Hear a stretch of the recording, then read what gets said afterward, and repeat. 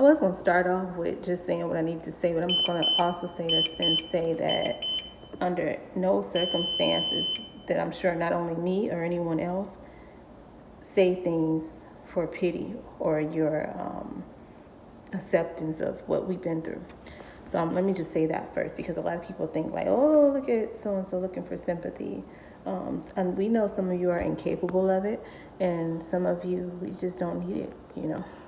So I'm just relating to somebody who may feel this way when you don't know how difficult things can be for people. I just wanted to address that some of the hardest days of my life were days that prior to I might not have even get out of bed, could not move to do the things that I needed to do to take care of whatever it was, my life, my house, you know, whatever, my household, whatever priorities that I had to take care of. Those days that I mustered up the strength, usually by some sort of inspiration. A lot of things is in your mind. So when I can get that mental strength by listening to different preaching, different teaching, different motivational speaking, and it took a lot. By the time it gave me enough strength to get up and face the reality of things, repair the things that had been damaged, the things that I didn't deserve or whatever. The hardest thing was to muster up the strength, go out into the world, finally feel good about myself, and then run into someone who thinks I was arrogant.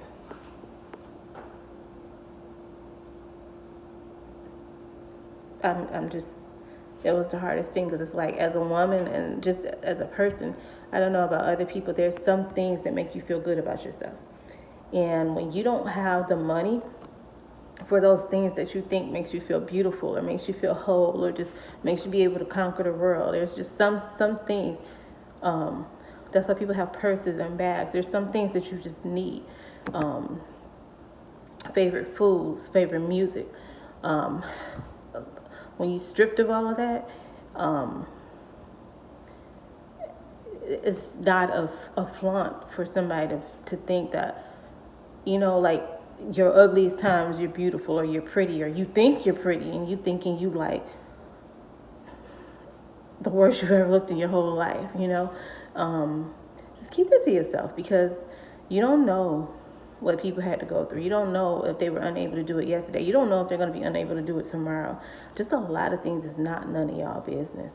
And it's not a floss trying to shame people, trying to be all up in people's business. Trying to humble people. I was going to do that on the next video. Like, if you ever feel the need to humble somebody, don't. Just don't. There's no reason. I don't care if you are a supervisor. I don't care if you are a teacher. If they're doing good, encourage them. You know, if they can learn more, you see something. But to find it and to search for it and to make somebody feel inferior, you know, to go out of your way to lie, and